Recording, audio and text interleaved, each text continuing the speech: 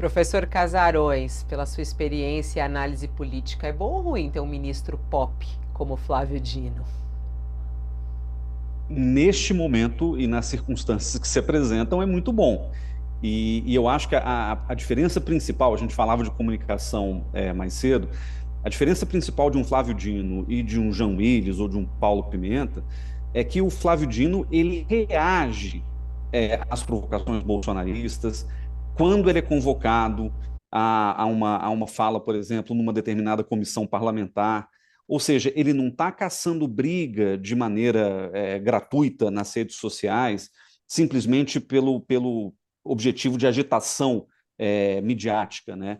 O Flávio Dino, ele combina um elemento de institucionalidade, como a gente comentou, que é fundamental para qualquer governo, e ainda mais nesse momento em que as redes sociais foram completamente banalizadas, com uma capacidade de comunicação para esta geração e para esses veículos de rede social que é ímpar. Eu não conheço nenhum político hoje no Brasil que, quer dizer, fora, obviamente, do lado bolsonarista que faz isso com uma outra finalidade, mas eu não conheço nenhum político, por exemplo, de esquerda ou de centro-esquerda, que tenha a capacidade que o Flávio Dino tem de dar respostas cortantes, de se posicionar fazendo referência, aí, por exemplo, a memes ou a cultura popular, a história dos Vingadores, por exemplo, naquele embate com o Marcos Duval. Então, ele tem uma capacidade vamos dizer, a telegenia do passado hoje, ela se exprime nas redes sociais de uma maneira que o Flávio Dino domina de maneira impecável. Obviamente, isso vai trazer ciúme, e aí eu quero dar um passo além do que o Josias falou.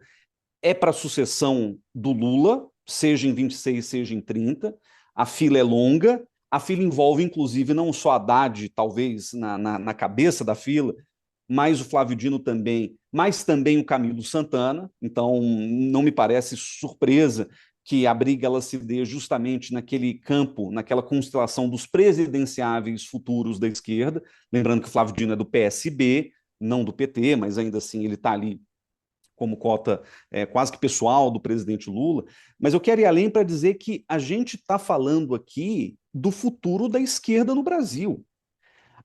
Infelizmente, e esse é um problema, na verdade, que a gente vai pagar o preço durante muito tempo por causa de decisões feitas pelo PT e pelo Lula, a gente tem uma esquerda hoje liderada por uma figura, que é a mesma figura que lidera essa mesma esquerda há 40 anos.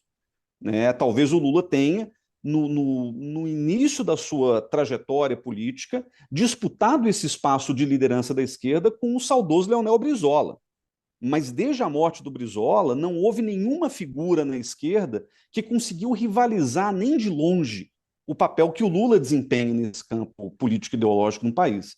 Então, a gente está falando de um presidente da República que está no seu terceiro mandato, tem 77 anos, fará 78 esse ano, é, talvez queira disputar a reeleição, o que é legítimo, ainda que ele mesmo tenha dito algumas vezes, antes mesmo de ser eleito, que disputaria só um mandato.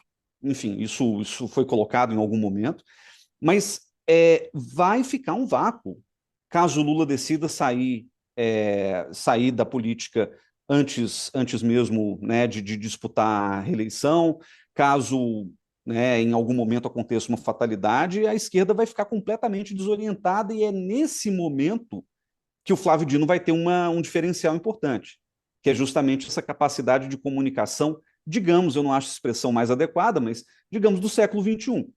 Ele é um político do século XXI, com uma competência, né, de um político tradicional dentro da institucionalidade que né, lhe cabe ali. E tem mais uma questão que eu acho importante, que é o seguinte: o Flávio Dino ele tem esse diferencial justamente porque o Ministério da Justiça é um ministério cujos resultados ou cujas políticas públicas não são tão aferíveis, sobretudo para o público mais amplo. A gente mal consegue se lembrar, muitas vezes, de quais foram os grandes ministros da Justiça desse país.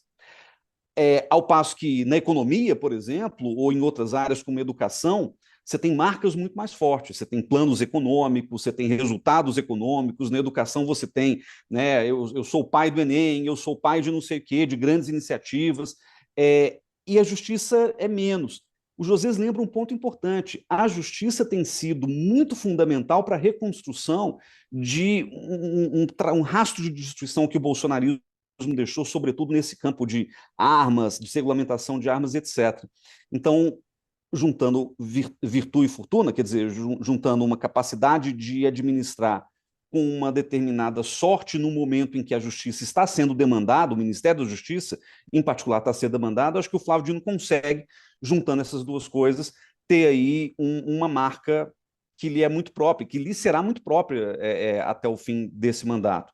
Eu acho essa disputa saudável no fim das contas, porque, enfim, a gente precisa de uma nova liderança para a esquerda, não precisa ser de uma pessoa só, pode ser de várias, inclusive de vários partidos. Se o Flávio Dino se comprometer a ficar no PSB, lembrando que ele era do PCdoB, foi governador 2 vezes no Maranhão, né? Ele era de quase um satélite do PT. O PSB ele tem uma vida um pouco mais própria, e talvez isso seja, inclusive, estratégico para que ele possa alçar voos mais ambiciosos daqui para frente.